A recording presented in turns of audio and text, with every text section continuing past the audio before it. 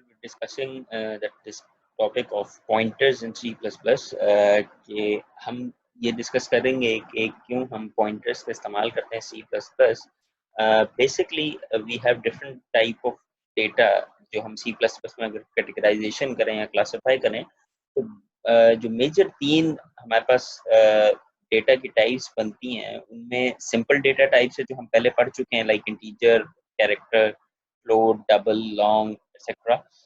उसी तरीके से कुछ स्ट्रक्चर्ड होती हैं जो स्ट्रक्चर हम आगे डिस्कशन में अपने लेकर भी आएंगे. And the third one is pointers. Now in this topic we will be discussing कि what are the pointers basically. So imagine कि हमारे पास, हमने इससे पहले डिस्कस किया था कि जब भी हम मेमोरी की बात करते हैं या किसी इंटीजर या आइडेंटिफायर की बात करते हैं, उस आइडेंटिफायर की एक वैल्यू होती है, एक नाम होता है और एक एड्रेस होता है. तो in this case let's say for example हमारे पास हमने तीन जो है वो वेरिएबल्स इनिशियलाइज करवाए इंटीजर टाइप के ए, बी एंड सी, और फिर हमने उन ए, बी और सी को एक एक वैल्यू असाइन किया. So now what will be happening in the memory, let's say we are considering कि ये हमारे पास stack of memory है, तो हमारे पास ये जो 1000 है बेसिकली ये इसकी वैल्यू है और a जो है इसका आइडेंटिफायर है, integer is the data type, और इस मेमोरी का एक अपना स्पेसिफिक और यूनिक एड्रेस होगा जहाँ पे ये जो वैल्यू है, ये जो वेरिएबल है जाके स्टोर होता है. बिल्कुल इसी तरीके से वेरिएबल b जो है जिसकी इंटीजर टाइप है वो भी एक वैल्यू रखता है, और जिस जगह वो वैल्यू रखी जाएगी उसका भी एक मेमोरी एड्रेस मौजूद है, और a का एड्रेस b से यूनिक होगा. यानी एक मेमोरी एड्रेस पे जब हम कोई वैल्यू स्टोर करवा चुके हैं, कोई वेरिएबल इनिशियलाइज करवा चुके हैं, तो उसके अलावा दूसरा वेरिएबल जो है वो वहाँ पे अब इनिशियलाइज नहीं हो सकता. So we had a discussion before कि एक वेरिएबल जो है उसकी डेटा टाइप के अलावा उसके वेरिएबल का नाम, उसकी वैल्यू और एक उसकी जो मेमोरी में लोकेशन है या एड्रेस कह लें वो मौजूद होता है. So basically that we were discussing कि जी एक एड्रेस भी हमारे पास मेमोरी में होता है जो भी. तो इंटीजर जो है data type, we know very well कि इंटीजर डेटा टाइप जो है वो 4 बाइट्स लेती है. तो इसका मतलब ये हुआ कि अगर स्टार्टिंग जो एड्रेस वैल्यू है हमारे इस इंटीजर ए की वो 1004 है, और इंटीजर ए जो है वो मेमोरी में 4 बाइट्स लेता है. तो इसका मतलब ये हुआ कि जो स्टार्टिंग पॉइंट है वो 1004 है, तो जो इंटीजर बी है वो 1008 उसका स्टार्टिंग एड्रेस बनेगा. क्यों? क्योंकि 1004 से 1008 तक 4 बाइट्स हैं और इंटीजर ए बेसिकली 4 बाइट्स में स्टोर होता है. तो हमारे पास इंटीजर ए का स्टार्टिंग एड्रेस 1004, इंटीजर बी का 1008 और इसी तरह इंटीजर सी का 1012 है. बिकॉज वी हैव सीन के हमारे पास बेसिकली जो डेटा टाइप है वो जितनी नंबर ऑफ बाइट्स कंज्यूम करता है, जितना नंबर ऑफ बाइट्स यूज करता है, वो उतने एड्रेस आगे जाएगा. मिसाल के तौर पे कैरेक्टर जो है वो 1 बाइट लेता है. तो लेट्स से फॉर एग्जांपल हम यहाँ पे कंसिडर करते हैं कि कोई कैरेक्टर होता तो वो पहला कैरेक्टर 1004 होता, उसका एड्रेस दूसरे का 1005 होता, और फिर so on so forth. So we understand कि जी हमारे पास जो एड्रेसेस हैं वो नंबर ऑफ बाइट्स पे डिपेंड करते हैं कि कितने नंबर ऑफ बाइट्स जो है वो आपकी वैल्यूज जो हैं वो मेमोरी में कंज्यूम करती हैं. So now we have 3 different things: name of the variable, sorry, 4, name of the variable, उसकी data type, उसकी value और उसका address. So pointer basically क्या होता है? जब भी हम pointer की बात करते हैं तो pointer एक ऐसा variable है, हमने इससे पहले variable discuss किए थे, integer, character and other data types. pointer भी एक variable है, ठीक है जी. अब उस वेरिएबल में मेमोरी के अंदर हम वैल्यू नहीं स्टोर करते. जिस तरह हमने इससे पहले एग्जांपल में देखा, हमने 1000 स्टोर किया, 2000 स्टोर किया, बी में, सी में भी एक वैल्यू स्टोर की. जो पॉइंटर वेरिएबल है वो किसी और वेरिएबल का मेमोरी एड्रेस रखता है अपने पास. ये हम आगे आके इसको और ज्यादा डिस्कस करेंगे इस डेफिनेशन को. बेसिकली पॉइंटर वेरिएबल पॉइंट करता है ऐसे वेरिएबल को कि जिसका मेमोरी एड्रेस उस पॉइंटर वेरिएबल की वैल्यू बनती है, और एक्चुअल डेटा वो नहीं रखता.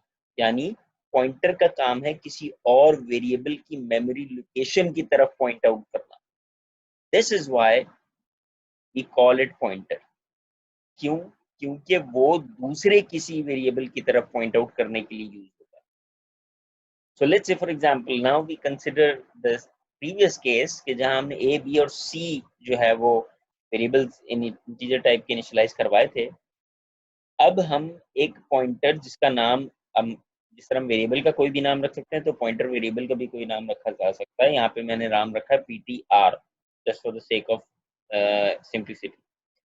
लेकिन एक नॉर्मल वेरिएबल, एक पॉइंटर वेरिएबल, दोनों में फर्क क्या होता है डिक्लेरेशन में कि हम नॉर्मल वेरिएबल के साथ स्टैटिक का साइन नहीं लगाते, जबकि जो पॉइंटर टाइप का वेरिएबल होता है यानी उसके अंदर किसी और लोकेशन का मेमोरी एड्रेस स्टोर होता है, तो वो हमारे पास हम स्टैटिक का साइन लिख के इंट स्टैटिक और PTR यानी उसका नाम।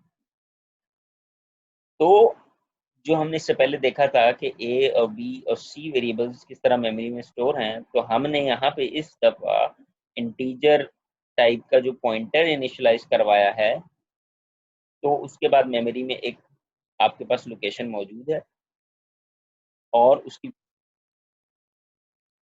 हम देखें तो हमने इसकी कोई वैल्यू नहीं दी, इसीलिए यहाँ पे अभी नल है यानी कोई वैल्यू नहीं।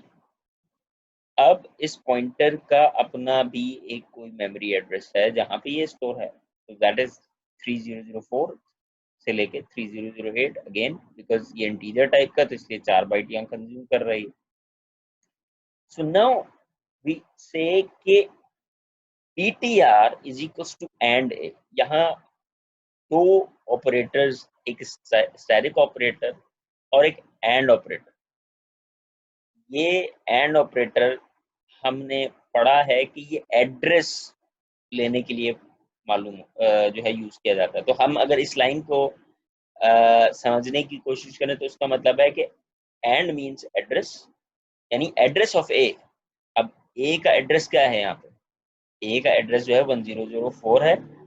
इसका मतलब है जो एड्रेस ऑफ ए है वो वैल्यू उठ के PTR में चली जाएगी। इसका मतलब ये है कि ये 1004 जो है वो इस PTR की वैल्यू बन जाएगी इस पॉइंट पे। तो जो हमने पॉइंटर की डेफिनेशन पढ़ी थी, हमने कहा था पॉइंटर वो वेरिएबल होता है जो कि कोई एक्चुअल वैल्यू नहीं रखता बल्कि किसी और वेरिएबल का मेमोरी एड्रेस स्टोर करता है। तो यहाँ पे कोई और वैल्यू जो है वो ए है। ए का जो मेमोरी एड्रेस है 1004 वो PTR ने अपने अंदर सेव रखा है। सो इस केस में PTR एक पॉइंटर है जो कि वेरिएबल ए की तरफ पॉइंट कर रहा है बेसिकली। क्यों? क्योंकि हमने यहाँ पे इस लाइन के थ्रू इसको वैल्यू असाइन किए कि एंड ए। अगर मैं यहाँ एंड सी लिखता तो यहाँ पे जो वैल्यू है वो 1012 होती, जो कि सी का मेमोरी एड्रेस है। इन दिस वे वी से कि जी पॉइंटर जो है वो एक्चुअल वैल्यू नहीं बल्कि एक वैल्यू का एड्रेस अपने अंदर स्टोर करता है। सो जब भी हमने पॉइंटर को डिक्लेयर करना होता है, इससे पहले हमने एग्जांपल में भी डिस्कस किया, हम इस स्टैटिक कैरेक्टर का इस्तेमाल करते हैं। और जब भी हम डिक्लेयर करते हैं तो पॉइंटर का की भी एक डेटा टाइप होती है। जिस तरह वेरिएबल्स की डेटा, नॉर्मल वेरिएबल्स की डेटा टाइप होती है, तो पॉइंटर वेरिएबल की भी डेटा टाइप होती है। अगर कोई पॉइंटर इंटीजर वेरिएबल के एड्रेस को स्टोर कर रहा है तो वो पॉइंटर इंटीजर डिक्लेयर किया जाएगा। अगर कोई पॉइंटर किसी कैरेक्टर वेरिएबल को पॉइंट कर रहा है तो वो कैरेक्टर टाइप का होगा। तो इनिशियलाइज करने में अगेन अगर मैं लिखता हूँ इंट स्पेस स्टैटिक p, ये भी सही है। अगर मैं लिखता हूँ इंट स्टैटिक स्पेस फिर p, ये भी सही है। And if I right int space static space p, ये भी सही है। तो इन तीनों तरीकों से हम डिक्लेयर कर सकते हैं अपने पॉइंटर वेरिएबल। अब यहाँ पे पॉइंटर की जो डिक्लेरेशन है, अगर मैं कोड में लिखता हूँ int static p comma q, तो इस केस में जो हमारा p है वो पॉइंटर वेरिएबल है ऑफ इंटीजर टाइप, लेकिन जो q है वो पॉइंटर नहीं है क्योंकि स्टैटिक मैंने p के साथ लगाया, q के साथ नहीं लगाया। q जो है वो इंटीजर टाइप वेरिएबल है बेसिकली। तो इसका मतलब ये हुआ कि जिस वेरिएबल को भी आपने पॉइंटर बनाना है वहां पे उसके साथ स्टैटिक लिखना जरूरी है। इसके साथ नहीं लिखा वो पॉइंटर नहीं होगा। तो अगर मुझे q को पॉइंटर टाइप का बनाना है, पॉइंटर इंटीजर पॉइंटर बनाना है वेरिएबल, तो मुझे यहाँ क्यू के साथ भी स्टैरिक के साइन को यूज करना होगा। तो आफ्टर डिस्कसिंग के जी पॉइंटर की जो डिक्लेरेशन है वो हम पॉइंटर को कैसे डिक्लेयर करते हैं, जिस तरह हम एक वेरिएबल को डिक्लेयर करते हैं उसी तरह हम पॉइंटर को भी डिक्लेयर करते हैं, वेराज उसकी डिक्लेरेशन में जो स्टैरिक का साइन है वो इम्पोर्टेंट होता है पुट करना। सो द नेक्स्ट डिस्कशन जो अब हम करने लगे हैं कि पॉइंटर का जब हम टॉपिक डिस्कस करते हैं तो उसमें दो ऑपरेटर्स बड़े इंपॉर्टेंट है, एक ही एंड का साइन और दूसरा asterisk.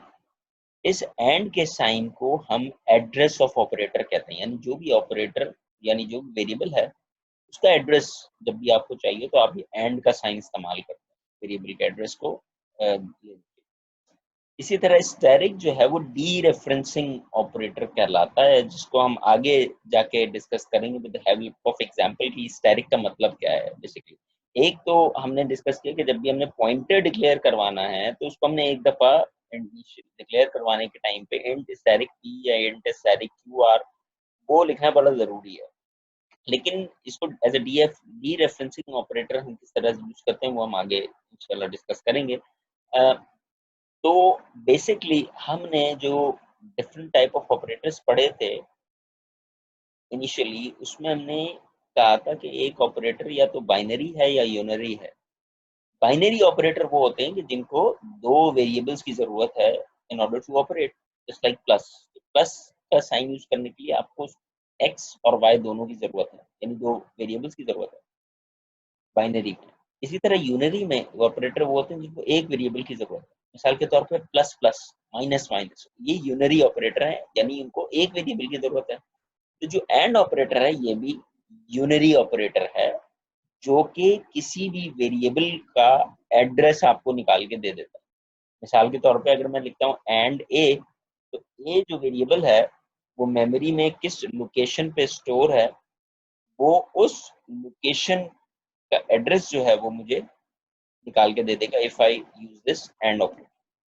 So if I am saying कि हमारे पास एक वेरिएबल, नॉर्मल वेरिएबल हमने x इनिशियलाइज किया ऑफ इंटीजर टाइप, और दूसरा एक pointer integer type of pointer है, और अगर मैं ये लिखता हूँ p is equal to and x, इसको अगर मैं बेसिकली इस सेंटेंस की फॉर्म में कहूँ तो इसका मतलब है एंड x का मतलब है एड्रेस ऑफ x, यानी जो एड्रेस ऑफ x है वो वैल्यू p में चली जाए, यानी x की जो मेमोरी लोकेशन है वो p की वैल्यू बन जाएगा, जो हमने इससे पहले भी डिस्कस किया। तो बेसिकली जो एड्रेस ऑफ x है वो p में जाके स्टोर हो जाएगा एज अ वैल्यू। सो अब हम अगर इस डी रेफरेंसिंग ऑपरेटर को देखें, जब हमने इससे पहले एड्रेस ऑपरेटर को देखा, अब हम अगर ये डी रेफरेंसिंग ऑपरेटर को डिस्कस करें तो ये एक इनडायरेक्ट वे है किसी भी मेमोरी को पॉइंट आउट करने के लिए।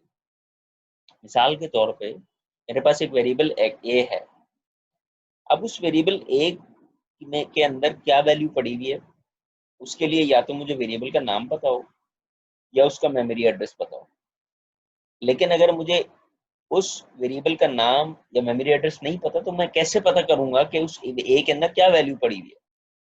यहाँ पे पॉइंटर का जो टॉपिक है या डिस्कशन है या डी रेफरेंसिंग ऑपरेटर जो है ये बहुत बड़ा रोल प्ले करता है। For example we have initialize an integer x जिसको मैंने 25 की वैल्यू दे दी, यानी मेमोरी एक हमने रखी यहाँ पे और इसमें इसका नाम हमने x दिया और 25 इसकी वैल्यू है। अब नाउ वी आर सेइंग कि वी डोंट नो कि what is the memory address of x, हमें नहीं पता, लेकिन हम ये कहते हैं कि इंट स्टैरिक p एक पॉइंटर डिक्लेयर करवाया मैंने और उसको जो वैल्यू है वो कह दिया एंड x, यानी whatever the value of memory address of x, यानी x का जो कोई भी मेमोरी एड्रेस हो जो कि मुझे नहीं पता, लेकिन मैंने अगर ये सिर्फ लिख दिया एंड x यानी एड्रेस ऑफ x, ये स्टोर हो जाए p में, तो p के अंदर जो वैल्यू आएगी वो बेसिकली x का मेमोरी एड्रेस है, बिकॉज हमें मेमोरी एड्रेस नहीं पता होता। और फिर अगर मैं सी आउट कराऊं स्टैरिक p नहीं स्टैरिक, तो ये स्क्रीन पर 25 प्रिंट करेगा, क्योंकि ये डीरेफरेंसिंग ऑपरेटर है। जब भी आप स्टैटिक पी लिखते हैं, इसको हम अगर समझें, जिस तरह हमने यहाँ पे एंड एक्स को समझा था कि एंड एक्स का मतलब है एड्रेस ऑफ एक्स, इसी तरह स्टैटिक पी को हम समझते हैं कि पी पे जाओ, पी में जो वैल्यू पड़ी है, पी में वैल्यू क्या है, एक्स का एड्रेस है, तो उसे एक्स का एड्रेस मिल गया। उस एड्रेस को ढूंढो मेमोरी के अंदर। तो मिसाल के तौर पे पी के अंदर 10015 पड़ा हुआ है, जो कि एक्स का एड्रेस था। अब 10015 जो भी वैल्यू पड़ी है पी के अंदर, उसका एड्रेस ढूंढो। जब उसने एड्रेस ढूंढा, अब उसकी जो भी वैल्यू पड़ी है जो कि 25 है, तो वो प्रिंट कर दो। इस स्टैटिक पी का ये मतलब है, यानी अगेन कि स्टैटिक पी का मतलब ये है कि पी के अंदर जो वैल्यू है, उस वैल्यू के एड्रेस को ढूंढो और उस एड्रेस में जो वैल्यू पड़ी उसको उठा के लेकर आओ। तो इसलिए यहाँ पे हमारे पास स्टैटिक पी लिखने पे 25 प्रिंट हो रहा है। हालांकि मैंने कहीं यहाँ पे एक्स का यूज नहीं किया, मैंने कहीं यहाँ पे एक्स का एड्रेस नहीं बताया, लेकिन फिर भी एक्स की वैल्यू प्रिंट कर दी by using this static P, यानी पॉइंटर मैंने डिक्लेयर करवा दिया था ऊपर वाली लाइन। सो लेट्स से हम इसको दोबारा डिस्कस करते हैं कि मैंने एक पॉइंटर मेमोरी में रखा स्टैटिक पी और एक वेरिएबल रखा नम। अब स्टैटिक पी एक पॉइंटर है, नम एक पॉइंटर है, और हम ये अज्यूम करते हैं कि पॉइंटर का भी एक एड्रेस होता है ऑब्वियसली, मेमोरी में कहीं ना कहीं ये भी स्टोर हो रहा है, तो वो एड्रेस पी का है 1200 और नम वेरिएबल का एड्रेस है 1800। तो मेमोरी एड्रेस, इसका मतलब है कि हमारे पास नम का 1800 और पी का हमारे पास 1200, दोनों को हमने इंटीजर टाइप रखा, लेकिन एक पॉइंटर है और एक normal variable. Now if we are saying कि डीरेफरेंसिंग ऑपरेटर लिखें कि num is equals to 78, यानी मेमोरी में मैंने ये 1800 जिसका मेमोरी एड्रेस था, num को मैंने वैल्यू दे दी 78, तो यहाँ 78 सेव हो जाएगा। और फिर अगर मैं लिखता हूँ p is equals to and num, यानी एड्रेस ऑफ num जो है वो p की वैल्यू बन जाए, यानी एड्रेस ऑफ num is 1800, 1800 जाके यहाँ पे सेव हो जाएगा p की वैल्यू के तौर पे, which is like this. p का अपना एक एड्रेस 1200 पहले ही मौजूद। लेकिन अगर मैं लिखता हूँ static p is equals to 24, इसका मतलब है जो हमने बात की थी इससे पहले डीरेफरेंसिंग में कि p पे जाओ, p पे हो गया, जो वैल्यू पड़ी है वो निकालो, दैट इज 1800, उस वैल्यू का एड्रेस ढूंढो, तो 1800 एड्रेस नम का है, यहाँ पे आ जाएगा, और वहां जो वैल्यू पड़ी उसको उठा के ले आओ। इसका मतलब है कि आपने विदाउट यूजिंग दिस नम, ये जो नम की वैल्यू है उसको 78 से 24 कर दिया है। So this is an advantage कि without knowing कि जी वेरिएबल का नाम क्या है, हम उस वेरिएबल की वैल्यू जो है वो चेंज कर सकते हैं। Now, after discussing this example of dereferencing operator, we will see the code in the next slide.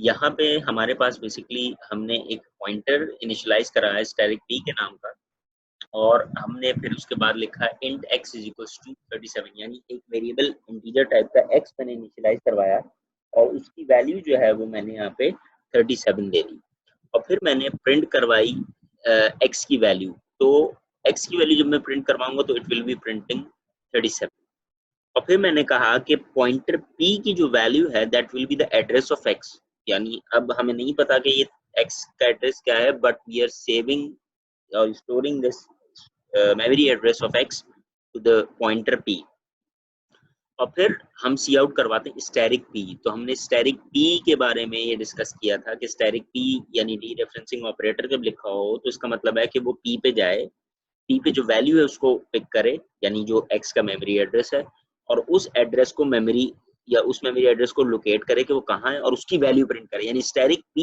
लिखने का या डीरेफरेंसिंग ऑपरेटर लिखने का मकसद ये है कि अब यहाँ पे कंपाइलर जो है वो 37 लिखेगा, यानी static p is equals to 37, यानी x की वैल्यू। इसी तरह जो x हमने इससे पहले प्रिंट करवाया था, हमने दोबारा x को प्रिंट करवाया तो वी विल गेट अगेन 37।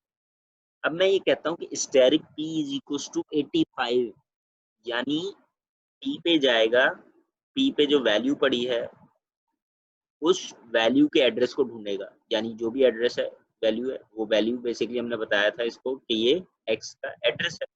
उस एड्रेस पे गया और वहाँ उसकी वैल्यू चेंज कर दी 85। अब हमें इस लाइन में नहीं पता कि वो x है वो क्या है, लेकिन उसने उस वैल्यू को चेंज कर दिया। इसका मतलब ये हुआ कि अब दोबारा जब आप स्टैटिक p लिखेंगे या x लिखेंगे तो वो नई वैल्यू x की प्रिंट करेगा, क्योंकि आपने यहाँ पे x की वैल्यू को दिस पॉइंटर जो है वो चेंज कर दिया, तो आपके पास यहाँ पे 85 लिखा हुआ है। अब नेक्स्ट पॉइंट पे हमने कहा कि there must be some address of p as well, यानी जो पॉइंटर है वो उसका भी अपना एक एड्रेस होगा। तो वो एड्रेस क्या है, तो उसके लिए हम लिखेंगे एड्रेस ऑफ p यानी एंड p, तो ये एड्रेस ऑफ p है बेसिकली। इसी तरह अगर मैं वैल्यू ऑफ p देखूंगा तो value of p is basically the address of x।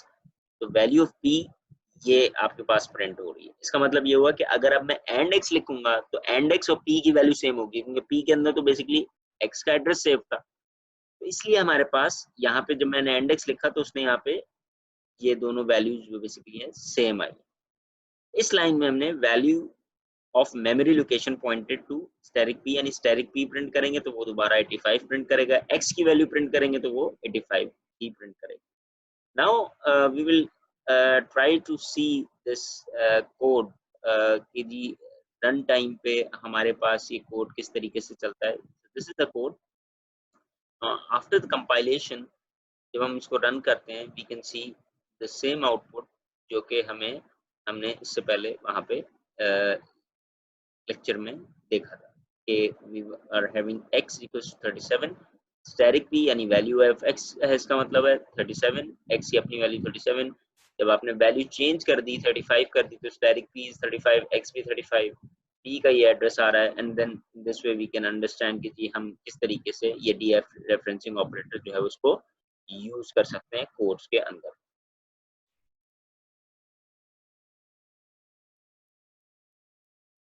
Now, the next discussion is about operations on pointer variables. जिस तरह हम different pointers, different variables को initialize करते हैं, उनकी value initialize करते हैं, तो हमने बात की थी कि जो भी pointer variable है उसकी जो data type है वो वही data type होगी जो कि जिस variable की तरफ वो point करेगा। मिसाल के तौर पर हमने बात की थी कि अगर integer है कोई variable और एक pointer जो है उसने उस पर्टिकुलर इंटीजर वेरिएबल को पॉइंट करना है तो उस पॉइंटर की टाइप भी इंटीजर कहलाएगी। इसी तरीके से हम जिस तरीके से दो नॉर्मल वेरिएबल्स को कंपेयर कर सकते हैं फॉर देयर इक्वालिटी, यानी कौन सा पॉइंटर जो है वो इक्वल है, कौन सा नॉट इक्वल टू है, these type of equality comparisons can also be done with these pointer type variables.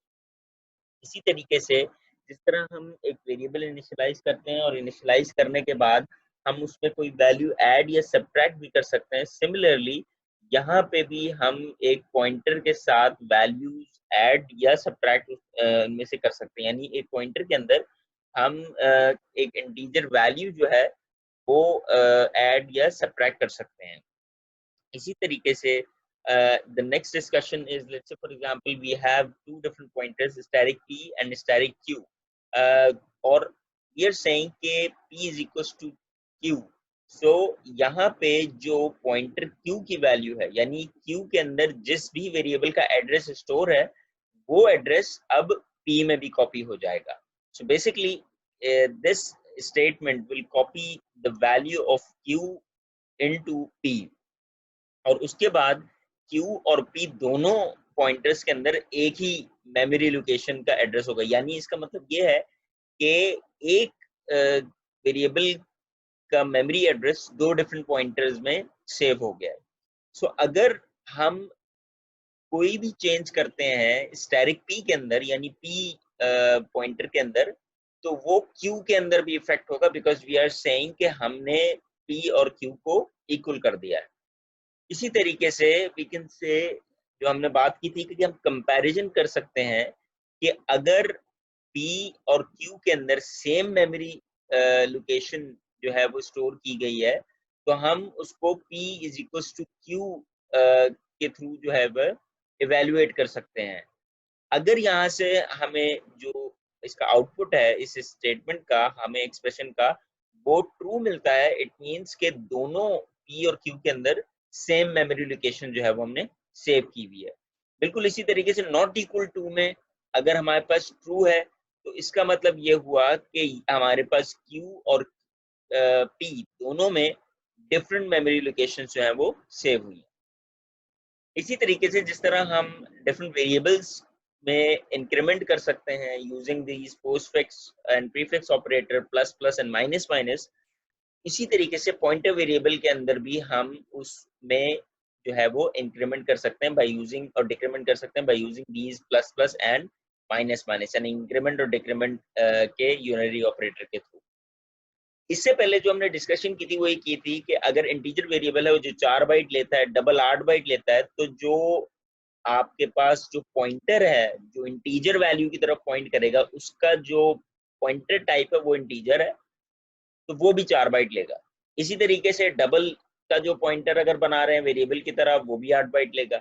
So let's say for example हमारे पास एक इंटीजर, एक डबल, एक कैरेक्टर और एक कोई और डिफॉल्ट स्टूडेंट टाइप है जो हमने एक पॉइंटर इनके हर टाइप के डिफाइन किए। सो प्रीवियसली वी डिस्कस के जी हमारे पास इंटीजर 4 बाइट लेता है, डबल जो है वो 8 बाइट लेता है, कैरेक्टर 1 बाइट लेता है। तो if we try to use this point here तो हमारे पास P प्लस प्लस जो कि हमें पता है कि P is equal to P plus 1 होता है, इंक्रीमेंट करता है वैल्यू। तो जब हम P प्लस प्लस लिखेंगे और P हमारे पास एक पॉइंटर है और पॉइंटर है इंटीजर टाइप का, तो हमारे पास जो P के अंदर एड्रेस है, because P is a pointer तो कोई ना कोई एड्रेस होगा, तो वो पॉइंटर बेसिकली 4 बाइट का इंक्रीमेंट होगा, 1 का नहीं होगा। मिसाल के तौर पे अगर हम नॉर्मल वेरिएबल्स की बात करते हैं तो a इज इक्वल टू अगर 1 है इंटीजर कोई, और अगर मैं a प्लस प्लस करता हूँ तो वी नो कि जी a की वैल्यू पहले 1 थी और a प्लस प्लस करने के बाद a की नई वैल्यू जो है वो 2 हो गई है, यानी 1 का इजाफा हुआ है। लेकिन यहाँ पॉइंटर में क्योंकि हम मेमोरी एड्रेस स्टोर करते हैं जिसकी वजह से मेमोरी जो हमारी लोकेशन है या मेमोरी एड्रेस स्टोर होने की वजह से जब हम पॉइंटर में p प्लस प्लस करेंगे तो बेसिकली वो जो डेटा टाइप, जो भी इसकी डेटा टाइप है, लेट्स से इंटीजर है, तो वो प्लस प्लस की वजह से 4 बाइट का इंक्रीमेंट करेगा। इसी तरह q प्लस प्लस अगर डबल है तो वहां पे हमारे पास 8 बाइट का इंक्रीमेंट होगा and so for character pointer जो कि 1 बाइट लेता है, तो वहां पे उसके पॉइंटर में कैरेक्टर पॉइंटर में इंक्रीमेंट के बाद हमारे पास जो है वो 1 बाइट का इंक्रीमेंट होगा basically. So now we will be discussing about call by pass by value and pass by reference for this particular topic of pointer. हमने इससे पहले जो डिस्कशन की थी जब हम नॉर्मल वेरिएबल्स पास करते हैं किसी भी फंक्शन में, सो वी डिस्कस के जी वो या तो पास बाय वैल्यू होंगे या पास बाय रेफरेंस होंगे। पास बाय वैल्यू में हमने देखा था कि जिस तरह हम वैल्यू भेजते थे फंक्शन के अंदर तो फंक्शन के बाहर उसको वो इफेक्ट नहीं डालता था, लेकिन अगर पास बाय रेफरेंस कर रहे हैं यानी रेफरेंस से मुराद ये एंड का साइन यूज करते हुए हम बात करते थे कि एक ही मेमोरी लोकेशन के हमने 2 नाम रख दिए, तो ये काम हम बिल्कुल फंक्शंस के पॉइंट ऑफ व्यू से यहाँ पे पास बाय रेफरेंस या पास बाय वैल्यू एक पॉइंटर के साथ भी कर सकते हैं। लेट्स से फॉर एग्जांपल हमारे पास एक फंक्शन हमने बनाया पॉइंट पैरामीटर्स के नाम से और उसकी जो डेफिनेशन है उसमें हमने 2 चीजें देखी, एक पॉइंटर p हमने बनाया और दूसरा पॉइंटर q। पहला पॉइंटर इंटीजर टाइप का, दूसरा डबल टाइप का है, लेकिन दोनों पॉइंटर है। पहला जो पॉइंटर है जो कि स्टैरिक की मदद से हमें पता चल रहा है कि ये पॉइंटर है, ये पास बाय रेफरेंस का है, यानी इसलिए कि यहाँ पे हमने एंड का साइन लगाया। वेयरएज यहाँ पे जो दूसरा q है वो पास बाय वैल्यू है। इसका मतलब ये हुआ कि ये जो दोनों पॉइंटर वेरिएबल हैं, इन दोनों पॉइंटर वेरिएबल्स में एक तो डेटा टाइप का डिफरेंस है और दूसरा ये कि एक पास बाय रेफरेंस है और एक पास बाय वैल्यू है। तो इसका मतलब ये हुआ कि अगर हम जो वैल्यू है पैरामीटर्स की जो चेंज कर रहे हैं, जो स्टैटिक क्यू है बेसिकली, तो वो स्टैटिक क्यू की वैल्यू चेंज नहीं करेगा। क्यों? क्योंकि this is pass by value. लेकिन अगर मैं p की वैल्यू चेंज करता हूँ या पैरामीटर चेंज करता हूँ तो वो p और स्टैटिक p दोनों को चेंज कर देगा because it is related with this and sign. इसको हम आगे एग्जांपल की मदद से समझने की कोशिश करते हैं। हमने एक फंक्शन यहाँ पे बनाया abc के नाम से जिसका कोई रिटर्न टाइप नहीं है और एक पॉइंटर स्टैटिक जे यहाँ पे जो है वो इनिशियलाइज करवा दिया। ये है फंक्शन की डेफिनेशन, ठीक है जी। और हम सबसे पहले मेन फंक्शन को देखेंगे और जब कॉल होगी तो हम उसके बाद जो है वो जंप कर जाएंगे to the definition of the function. So here we have initialise int I, एक इंटीजर आई हमने इनिशियलाइज किया जिसकी हमने 0 वैल्यू दे दी, और एक पॉइंटर इनिशियलाइज किया जिसको हमने स्टैटिक पी दे दिया। और फिर हमने कहा कि जो आई का एड्रेस है, यानी मिसाल के तौर पे अगर हमारे पास दिस इज आर आई और आई का एक एड्रेस है, तो वो एड्रेस जो है वो बेसिकली पी की वैल्यू बन जाएगा, because P is the pointer जो कि आई की तरफ पॉइंट आउट कर रहा है, यानी आई का मेमोरी एड्रेस पी में एज अ वैल्यू सेव हो जाएगा। और फिर हमने प्रिंट करवाया बिफोर फंक्शन, तो यहाँ पे आपको बिफोर फंक्शन प्रिंट होता हुआ नजर आ रहा है। एंड देन वी से कि पी आउट सी आउट किया हमने पी की वैल्यू को, यानी पी की वैल्यू का मतलब ये है कि पी की असल वैल्यू बेसिकली आई का एड्रेस है।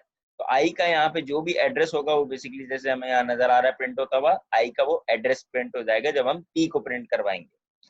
जबकि अगर मैं स्टैटिक पी प्रिंट करूंगा, स्टैटिक पी से हमने लास्ट टाइम डिस्कशन की थी, स्टैटिक पी मींस कि पी के अंदर जो वैल्यू है वो पिक करो, उस वैल्यू की मेमोरी एड्रेस को तलाश करके वहां जो वैल्यू पड़ी है बेसिकली वो पिक करके लानी है।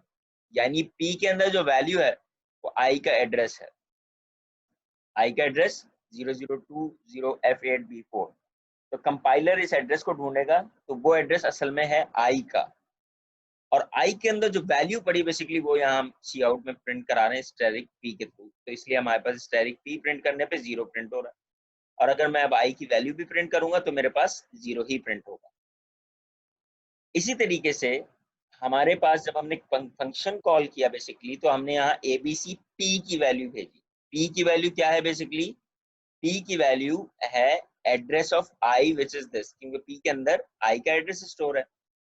अब वहां जब ये डेफिनेशन पे जाएगा इस कॉल के थ्रू, तो वो इधर आएगा। तो यहाँ जरूरी है कि क्योंकि p एक पॉइंटर है जो हम यहाँ पहले बचा चुके हैं, इसको रिसीव करने के लिए, क्योंकि ये पास बाय वैल्यू है, आपके पास j जो है वो एक अलग पॉइंटर इनिशियलाइज होना जरूरी है, जिसको हमने स्टैटिक j कह दिया।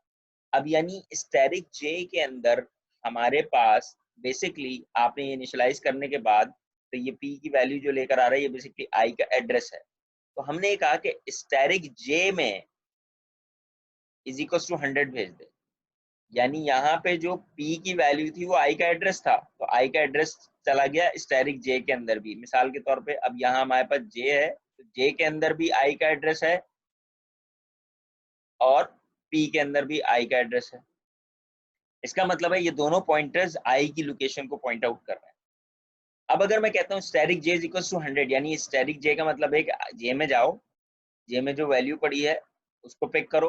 तो j में क्या वैल्यू पड़ी है? i का एड्रेस पड़ा है, उस वैल्यू में जाके 100 प्लेस कर दो। इसका मतलब है कि अब मैंने यहाँ पे जो j के थ्रू जो है वो i की वैल्यू को 0 से 100 कर दिया बेसिकली। और फिर हमने प्रिंट करवाया यहाँ पे स्टैटिक j की वैल्यू। स्टैटिक j से मुराद j पे जाओ, j में जो मेमोरी एड्रेस है वो पिक करो, उस मेमोरी एड्रेस पे जाके जो वैल्यू पड़ी है विच इज 100 नाउ, तो आपके पास यहाँ पे 100 प्रिंट होता हुआ नजर आ रहा है।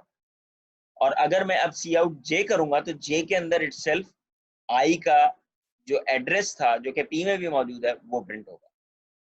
और अब मैं अगर कहता हूँ j प्लस प्लस, तो हमने बात की थी कि इंटीजर है, j प्लस प्लस करने में इंक्रीमेंट एक का नहीं होगा बल्कि 4 बाइट कंज्यूम करता है, तो 4 बाइट्स का इंक्रीमेंट होगा j प्लस प्लस में।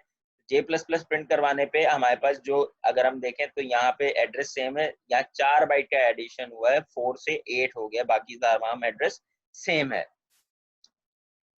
अब जब आप दोबारा फंक्शन की कॉल खत्म हो गई, फंक्शन यहाँ से डेफिनेशन से उठ के वापस इधर आएगा, और उसके बाद आपने यहाँ पे p को प्रिंट करवाया है, तो p प्रिंट करने का मतलब ये है कि p में तो अभी भी i का एड्रेस पड़ा हुआ था, तो दोबारा से i का एड्रेस प्रिंट होगा। j प्लस प्लस में हमने बेसिकली j की वैल्यू को अपडेट किया था, लेकिन i की वैल्यू इफेक्ट नहीं करेगी क्योंकि i, j और p दोनों अलग अलग लोकेशन हैं। तो इसका मतलब ये हुआ कि अब j का एड्रेस, j में एड्रेस दूसरा हो गया है, i में एड्रेस, p में एड्रेस दूसरा हो गया है। अब अगर लेकिन मैं i की वैल्यू को प्रिंट करवाऊंगा तो मेरे पास 0 नहीं बल्कि 100 प्रिंट होगा, क्योंकि मैंने j के थ्रू फंक्शन के अंदर इसकी वैल्यू को चेंज कर दिया। So let's say for example if we try to consider this example, तो हमारे पास यहाँ पे बेसिकली हम जब कॉल टू द फंक्शन कर रहे थे तो हमने कॉल पे p की वैल्यू को सेंड किया था। तो हमारे पास बेसिकली i के अंदर 0 हमने स्टोर कराया था इनिशियली, i का एक अपना एड्रेस था, वो एड्रेस हमने p में सेव करवाया, p का अपना एक और एड्रेस है कोई ना कोई, और यही जो एड्रेस है उसको j के अंदर भी सेव करवाया था। तो इसका मतलब ये है कि j और p दो पॉइंटर्स हैं अलग अलग जो कि i को एड्रेस कर रहे हैं। अब अगर j में चेंज करूंगा तो p में चेंज नहीं इफेक्ट होगा। So now we will see कि किस तरीके से हमारे पास ये कोड रन करने के बाद हमारे पास आउटपुट क्या आता है। सो वी विल सी कि now we will have this output basically कि हमारे पास पहले p की वैल्यू यानी p के अंदर i का एड्रेस था, अब i का एड्रेस ऑब्वियसली हमारे पास चेंज होता रहेगा मेमोरी एड्रेस। उसके बाद हमने स्टैटिक p यानी i की वैल्यू प्रिंट करवाई तो वो 0 प्रिंट हुई, i को प्रिंट करवाया वो 0 हुआ, स्टैटिक j इज 100, j के अंदर जो एड्रेस है तो j के अंदर इनिशियली i का एड्रेस ही था जो p के अंदर भी मौजूद था, and then j plus plus करने पे 4 बाइट का इंक्रीमेंट हुआ और फिर p का एड्रेस प्रिंट करवाया तो p का एड्रेस ऑब्वियसली अभी भी इसके अंदर i की वैल्यू है, लेकिन i की वैल्यू जब प्रिंट कराई तो दैट विल बी 100। तो नाउ वी हैव सीन कि जी किस तरीके से हम फंक्शन के अंदर बेसिकली रहते हुए हम फंक्शन के बाहर i की वैल्यू को अपडेट कर सकते हैं। So now this is the example कि जी पास बाय वैल्यू में हम किस तरीके से वैल्यूज को सेंड कर सकते हैं। So now after discussing this pass by value and pass by reference with the pointers, जब हम फंक्शन वैल्यू पास करते हैं हमारे पास दूसरा जो डिस्कशन है that is about pointer and function return values. अब हमारे पास क्या है कि पहले हमने देखा था कि फंक्शन का जो रिटर्न है वो एक नॉर्मल इंटीजर होता है, अब यहाँ पे हम देख रहे हैं कि फंक्शन का जो रिटर्न है that can be a pointer value itself. तो वहाँ से फर्क ये है कि हमें इंटीजर के बाद स्टैटिक लगाना जरूरी है जब भी हम डेफिनेशन या डिक्लेरेशन दे रहे हैं अपने फंक्शन की। तो इसका मतलब ये हुआ कि अब इस फंक्शन का जो रिटर्न टाइप है वो एक नॉर्मल कोई वेरिएबल नहीं है बल्कि एक पॉइंटर टाइप का वेरिएबल है बेसिकली। तो इसलिए हमने यहाँ पे रिटर्न टाइप में उसकी टाइप लिख के स्टैटिक का साइन लगाया। So now this is an example code जहाँ पे हम देखेंगे किस तरीके से डबल रिटर्न पॉइंटर टाइप जो है वो रिटर्न होगी। So now your task is to understand this code and write the description of each and every step कि जी हर स्टेप में किस तरीके से ये वैल्यू रिटर्न हुई है। और जो हमने मेमोरी डायग्राम हम डिस्कस करते थे कि जी सैलरी एक पैरामीटर है और उसके बाद सैलरी का एड्रेस किस तरीके से मूव हुआ है एक पॉइंटर आवरली सैलरी के अंदर, तो आपने पूरी एक डिस्क्रिप्शन जो है वो अपने टास्क में मेंशन करनी है इस particular code. After discussing this code, we will be discussing a new topic basically. इस टॉपिक में हम ये डिस्कस करेंगे कि जब हम पॉइंटर्स को वेरिएबल एरेज के साथ यूज करते हैं यानी एरेज के साथ हम पॉइंटर्स की रेफरेंसिंग करते हैं तो किस तरीके से वो जो है वो परफॉर्म करेगा। तो बेसिकली लेट्स कंसिडर कि जी we have an array of size 5 जहाँ पे index value starts from 0 to 4 and then we say कि the name of an array is basically a pointer constant to its first element। कि जब भी हम बात करेंगे कि हम जिस तरह किसी वेरिएबल के अंदर इंटीजर a अगर मैंने इनिशियलाइज करवाया और पॉइंटर p है मेरे पास, तो पॉइंटर p जो है वो उसके अंदर a का एड्रेस मौजूद होता है। तो जब एरे होगा तो ऑब्वियसली एरे की केस में हमने बात की थी कि अगर ये ए एरे जो है वो इंटीजर टाइप का है तो पहला जो वेरिएबल है उसको 4 बाइट लेगा, दूसरा 4 बाइट लेगा। तो जो पॉइंटर पी अब बनेगा तो उसमें किस ए के एरे का जो है वो एड्रेस मौजूद होगा because we have 5 different addresses.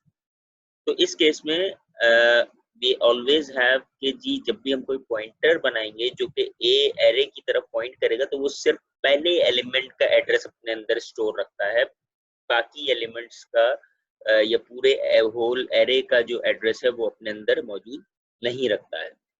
So let's for example we have an array of size 3, हमने इनिशियलाइज किया int a is equal a 3 यानी a एरे बनाया जिसका साइज 3 था, तो starting from a0 a1 and a2, और फिर हमने जो एंड A0, यानी जो हमारे पास एड्रेस ऑफ A0 का है, यानी A0 प्लेस का जो एड्रेस है विच इज 1004, वो बेसिकली स्क्रीन पे प्रिंट हो, तो स्क्रीन पे हमारे पास 1004 प्रिंट होगा, बिकॉज यहाँ पे इस पर्टिकुलर पॉइंट की ये वैल्यू।